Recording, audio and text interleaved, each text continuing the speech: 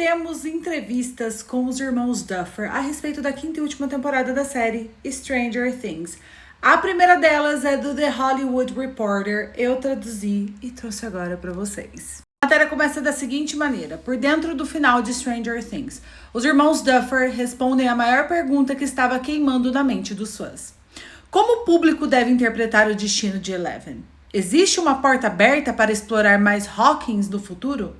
Os criadores Matt e Ross Duffer respondem a isso e muito mais em uma conversa com spoilers com The Hollywood Reporter. Primeira pergunta: como vocês estão se sentindo em relação à reação até agora ao final da série e ao fato de terem derrubado a Netflix 2 vezes? Ross Duffer disse o seguinte: estou surpreso por não ter pedido para aumentarem mais a largura de banda.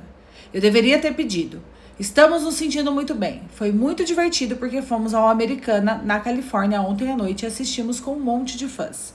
Ver a reação deles à série em tempo real foi uma experiência incrível e algo que nunca tínhamos vivido antes. Já fizemos estreias, mas claro, elas não são compostas apenas por fãs da série. Então, ver as reações da forma como vimos foi o encerramento maravilhoso da história para nós. Perguntaram assim: a reação mais audível foi a que vocês esperavam? E o Matt Duffer respondeu: sim, eles reagiram exatamente onde eu queria que reagissem. Não me lembro de um momento em que eu estivesse esperando uma reação e ela não tivesse acontecido. E obviamente houve muito choro perto do final. The Hollywood Reporter então disse assim: vocês falaram que sempre souberam qual seria a cena final, o último jogo de D&D com Mike olhando para trás, fechando a porta e passando tudo adiante para as crianças mais novas. Podem elaborar como sempre trabalharam rumo a esses 5 minutos finais? Ross, então, respondeu um monólogo da seguinte maneira: parte disso evoluiu enquanto trabalhávamos na 5ª temporada. A ideia que sempre tivemos foi a de que eles jogariam uma última partida do jogo. É como o último momento da infância deles, revivendo-a mais uma vez. E então, um por um, eles deixavam o porão, e Mike fecha a porta, se despedindo da infância e seguindo em frente. Essa sempre foi a ideia, e conforme trabalhávamos na 5ª temporada, acrescentamos algumas coisas. Uma delas foi a Holly e as amigas dela. A Holly e suas amigas inicialmente não fariam parte da temporada. Isso foi algo que descobrimos no processo, e nos apaixonamos muito por essa passagem de bastão. Pela ideia de Mike olhando para baixo e perceber que a irmã dele e as amigas vão poder viver a magia da infância como ele viveu.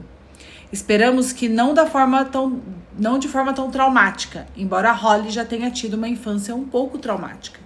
É por isso que você vê o Mike sorrir no final. Ele está se lembrando deles quando eram crianças e sabendo que essas memórias ficarão com ele para sempre. Então, embora ele esteja fechando a porta para essa fase da vida, ela sempre fará parte dele. O Hollywood Reporter então disse o seguinte: o que deu mais trabalho para acertar durante a filmagem dessa cena final? Todo mundo acertou a última tomada de primeira? Estava todo mundo chorando de verdade? E o Ross Duffer disse assim: sim, todo mundo chegou nesse último dia emocionalmente muito focado. A única coisa é que às vezes tinha choro demais e a gente dizia: ainda não podemos ficar tristes. A verdade é que todos estavam extremamente concentrados. Originalmente íamos terminar a última tomada da série apenas com o Mike fechando a porta, mas o Noah, no dia anterior, veio até nós e disse: não seria legal se a última tomada fosse algo em que estivéssemos todos juntos? Para encerrarmos todos juntos, em vez de encerrar um por um? Então a última tomada que realmente filmamos foi eles, vistos por trás da estante guardando os livros de D&D. Quando soubemos que tínhamos o que precisávamos, Matt e eu dissemos a eles que aquela seria a última tomada.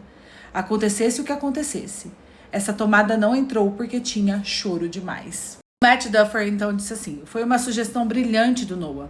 Não consigo imaginar fazer de outra forma. Mas também aquilo não é atuação. Quando eles guardam os livros e vão embora, aquilo é eles se despedindo da série. É a tomada mais emocional e devastadora que já fizemos no programa. É por isso que você vê o Finn se quebrar daquele jeito. O entrevistador então disse assim: vocês prometeram que não seria um final nível Game of Thrones, mas que o desfecho seria inevitável. É inevitável que Eleven se sacrificasse para salvar todo mundo. Qual foi a parte mais difícil de entregar algo que parecia tão inevitável, mas que ainda fosse imprevisível, emocional e desse um soco no estômago? Ross Duffer então disse o seguinte: foi definitivamente um desafio, porque passamos boa parte da temporada construindo essa decisão que a Eleven iria tomar, ou teria que tomar. Mesmo nas conversas com os roteiristas sobre o destino dela e o que queríamos que acontecesse, tentamos vocalizar isso no episódio, porque a decisão dela foi difícil para nós. É daí que vem todo o discurso do Hopper, o trauma da infância dela, toda a dor que ela viveu e o fato de que ela merece algo melhor. Essas são conversas que tivemos com os roteiristas. Então, esperamos que isso leve a esse momento de, bem, ela não pode. Esperamos que ainda surpreenda as pessoas quando ela realmente faz isso. O Matt, então, disse assim: você tem o Hopper oferecendo um ponto de vista e a Kali oferecendo o ponto de vista oposto. Algo que também discutimos muito na sala de roteiristas.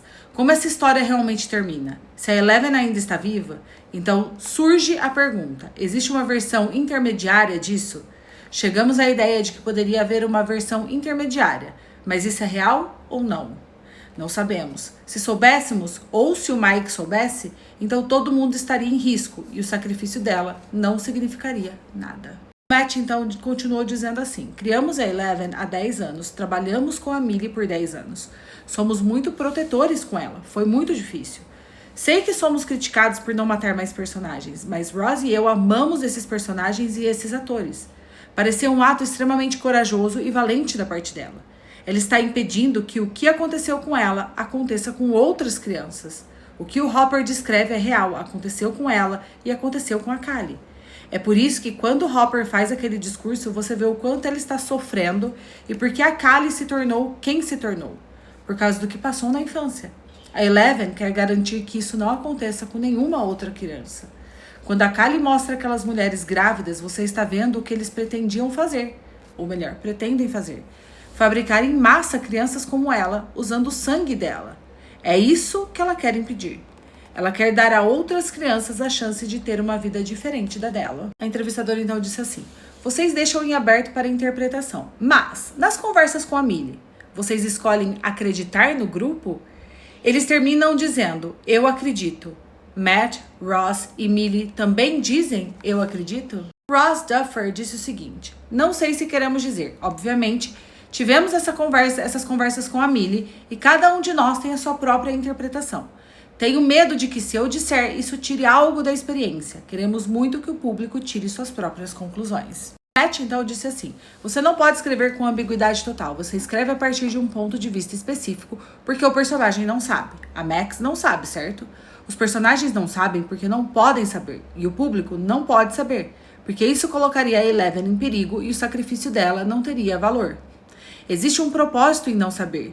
Os meninos escolhem acreditar. Não sei o que a maioria das pessoas está pensando, mas, olhando um pouco as redes sociais, parece que as pessoas estão escolhendo acreditar e seguindo o caminho de Mike Wheeler. E a gente tem outra pergunta para eles assim: com a possibilidade de a Eleven ainda estar por aí e todos os personagens seguindo para um novo começo, parece que sempre daria para revisitar isso daqui 10 anos. Vocês descartam isso? Mantêm isso em mente? A porta está aberta para revisitar esse grupo depois dos spin-offs, live actions e animados? O Matt Duffer disse o seguinte: a gente realmente não sabe. Quer dizer, o Mike está fechando a porta do porão. Nós estamos fechando a porta da história. Uma das razões para os créditos finais serem do jeito que são é justamente para dizer: isso é finito. Este é o fim da história deles. É o fim da história de Mike, da Eleven, da Joyce e do Hopper. Então, não há um plano nem intenção de continuar essa história, porque é uma história de amadurecimento. E ele continuou dizendo: no fim das contas, sempre foi isso. Quando ele fecha a porta do porão, está fechando a porta da infância e entrando na vida adulta. Quero dizer, uma possível sequência poderia ser sobre uma crise de meia-idade, o que soa extremamente desinteressante. Vovô Hopper? Não sei como isso poderia parecer outra coisa que não uma exploração puramente comercial. Eu queria poder falar mais sobre o spin-off, mas ainda não posso. O que posso dizer é que Ross e eu estamos muito empolgados para explorar novos personagens e uma nova mitologia, mas ainda contando uma história no espírito Stranger Things. Com essa temporada final, sentimos que dissemos tudo o que queríamos. Tudo o que queríamos dizer sobre esses personagens, essa história e o mundo invertido. O que vocês acharam da reação à temporada final até o episódio derradeiro? Algo surpreendeu vocês? A maior reação foi em torno da cena em que Will se assume. Ross então disse o seguinte: sempre há muito trabalho, obviamente dessa vez houve mais. Mas a nossa principal pergunta foi: acreditamos na cena? Ela era importante não só para Will, mas para a história que estávamos contando, temática, emocional e narrativamente. Para nós, estamos muito orgulhosos do Noah. Minha principal preocupação foi checar como ele estava, porque foi uma atuação extremamente vulnerável. Ele se sentiu ótimo no dia e continua muito orgulhoso e feliz por termos feito a cena. O Matt Duffer então disse assim: no fim das contas, é isso que importa pra nós. As pessoas são extremamente apaixonadas pelos personagens da série. Ross e eu sempre dissemos que, para a temporada final, o mais importante era não termos arrependimentos. Colocamos absolutamente tudo nela, sangue, suor e lágrimas. Deixamos tudo em campo. Demos tudo de nós. Não existe aquele pensamento de por que não tirei aquele final de semana. Colocamos tudo o que tínhamos e espero que isso tenha ressoado com a maioria dos fãs. Vocês nos deram um epílogo bem longo, algo que nem sempre vemos em finais de série. O futuro de algum personagem mudou muito em relação ao que vocês imaginaram inicialmente, ou foi o que mais deu trabalho para decidir? O primeiro a responder foi o Ross. Ele disse assim: conversamos com todos os atores porque eles conhecem seus personagens melhor do que ninguém. Queríamos garantir que eles também se sentissem bem com o destino de cada um. Acho que a cena que mais evoluiu foi a do telhado com os adolescentes, porque no primeiro rascunho havia menos clareza sobre o que cada um estava fazendo e onde estava na vida. Trabalhamos muito nisso no próprio dia, junto com os atores. Existe até uma versão mais longa dessa cena, pelo menos 5 minutos a mais. Mas eles ajudaram muito a trazer a especificidade de cada personagem e do momento em que se encontram. Foi um experimento incrível.